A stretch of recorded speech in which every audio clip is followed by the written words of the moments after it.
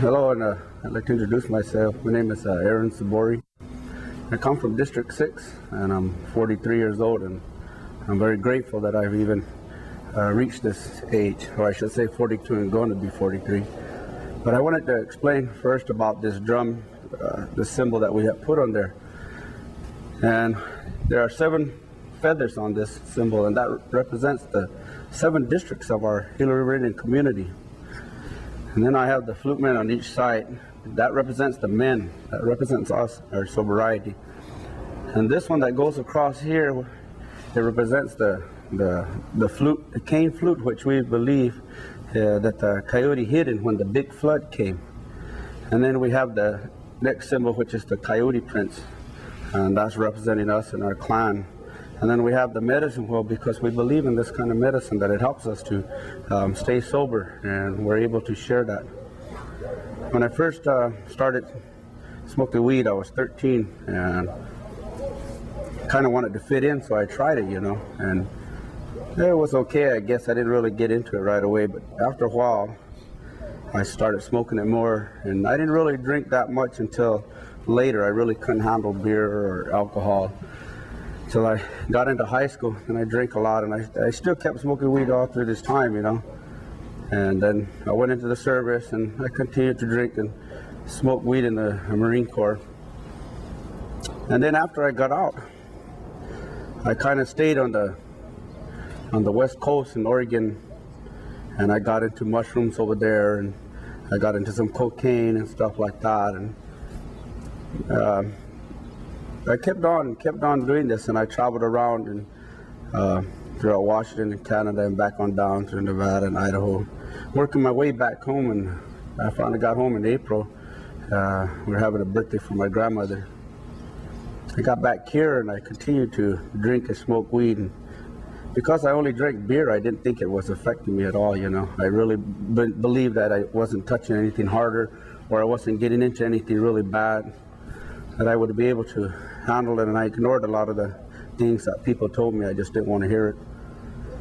And I started getting into meth, a lot of meth, and that's where I think I really started to lose a lot of control, or thought I had a lot of control of my life. And as I progressed, I started working for the tribe, and I really enjoyed working for my people. But then I started to get to a point that I gave that up. I didn't even care anymore what I did for them, or if I would do anything at all. And I would just not even pay attention to what was going on with my workers that I was supervising. And so I realized that something was going on bad there. And I've been told by my family and friends about my drinking, and yes, and it was some of the things I did were really crazy. And I am lucky that I am here today. You know, messing with guns, wrecking in cars and stuff like that, and still being around to talk about it.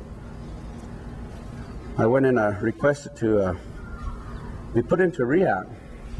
I took 2 weeks, and I kind of just drove around by myself, and I made the decision. You know, I wasn't caring about people no more, and I had never done that before. So that kind of made me start to realize that I hit a point. I came to ADAP in Gila River here in District 6, and I told them that I needed to go to rehab. They told me there was a 6 months to a year waiting list at that time. I told them I'd be dead in that time, because I knew I would be, because I started to drink hard liquor. Started to get into meth a lot and coke. And so it was like the Creator's hand came in again and helped me, and there was a person that was supposed to go, and they didn't come. And so they said I could take his place, so I went for 60 days. Learned about AA, and I went through it for 60 days, and it was good. It gave me a good idea of what the disease was, and NA gave me a good idea of what the drugs and what they really did, and I became to realize it. But when I got back here, the first thing that was said to me was, you know, if you don't want to do that, here's a beer, you know, don't you drink a beer, or, you know, here's some meth, don't you snort this, you'll be all right, you know. And I really started to realize that at that point that these people weren't really my friends. I had one guy that is a good friend of mine, and he really got after these people, and he told them not to be bothering me with that, to let me be, because I'm trying to be sober, you know, I'm trying to quit drinking, and he would get after them about it. And he protected me like that all that time, you know. And this friend of mine, he finally died because of his drinking. He died on my birthday 2 years ago. It'll be 3 years this August 26th. And I really thank that friend because he's the one that really kind of guided me where to go. And I started to realize how much hurt I had done to other people in my drinking and my addictions, especially to my drugs. Once I started, you know, I didn't really care about anybody, not even what I did to them. But then as I progressed, I started coming back to the drum and started singing. And I met the group here. I met the guys, you know, me and my brother and my nephew. We've been wanting to start one, and we sang with another group. But then finally we got together, and this came together, and there was a lot of strength in that for us. And for me especially, it's trying times. I've been playing sports all my life. Even at 40, I used to play in the 40 and over, and probably about 3 weeks ago, I was told that I can no longer play basketball. I can no longer play softball. I can no longer play any kind of a contact sport. I can't, there's a lot of food I can't eat anymore. And I always considered myself healthy, but to have been told that all of a sudden, it made me realize that these are all consequences of a decision I made when I decided I was going to do drugs and I was going to drink. And this decision in itself, you know, is what's hurting me today. And I don't blame anybody for what I'm going through, the pains in the morning, having the runs all the time. You know, these are things that are consequence of what I did. And I have to own up to that. And I talk to my Creator every day to thank Him just to be able to live another day, another day. Well, yesterday I went to go see a specialist, and it's gotten worse. You know, my liver's given out on me, and I have to face that reality. And I think about that, you know, I think about those times that I thought I was having fun when I was high, those times that I thought I was having fun when I was drinking. And I think about it, was that really fun for what I have to go through now? It doesn't seem like it now. Back then it might have, but it doesn't seem like it now. It's really been hard on me, mentally, physically, and spiritually. But spiritually, I've been able to keep it all together because of my brothers at this drum here. And that spiritualness that they've given me, or the strength that they give me, we share it, and I share it with them. If we cry with them, they're there to help me. And it brings me back up, and it makes me realize that I still have a lot left to do in my life, and I'm enjoying it now. When we decide that we're going to do drugs or alcohol, then we got to take that responsibility of those actions later in our life. Many of us might think that we're healthy now and that we can play sports and all this, but it'll catch up to you eventually. It will catch up to you. Nobody's immune to it. And every one of us, our bodies are different, and we all take it in different ways.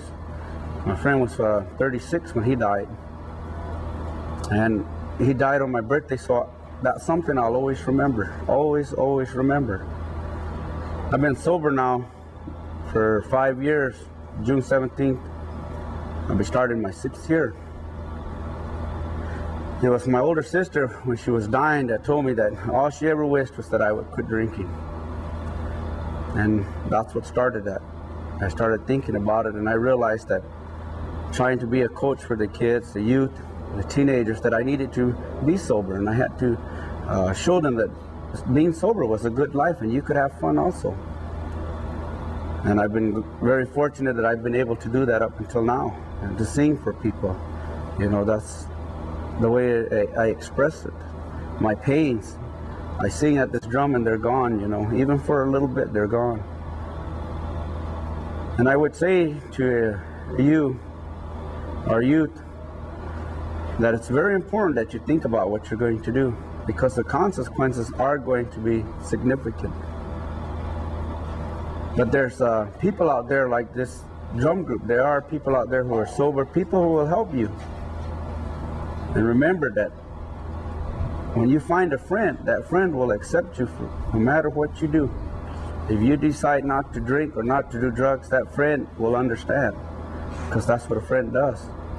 If they don't understand or they force you, then they're really not your friend, because they're asking you to harm yourself, and they're saying it's all right, and that's not right either. I had to learn that. I thought a lot of people were my friends until I quit drinking, and they never would come around to check on me or to see how well I was doing or anything like that. And I realized there, it really showed me who my friends were. And today, I'm just very fortunate. I pray to my Creator, and my brothers here help me to stay like this, to stay sober. And it's important that you think about that in your future. And when you make your decision to drink or not to drink, because that's a decision you and you alone can make. And it's a decision that has consequences. And if you're willing to accept a consequence like that, you know, we'll pray for you. I urge you not to. It's not very, it doesn't give you a peace of mind, I guess I should say, because that's what I deal with now, thinking about that at any time. You know, maybe I might not even make it tomorrow because my liver might give out. I think about those things, and I urge you to think about them also. Think about your grandmas and your grandpas. Learn from them. Learn your traditions. Learn, because that's where their spirituality comes from, and it'll help you. And in doing so, I will pray for you, and I will pray for everyone with my brothers here. And if there's anything we can ever do, we urge you to come talk to us, especially the young men. That's what we're here for, to help you. We're sober, and we're willing to help. And I thank you for allowing me to say that. Salva.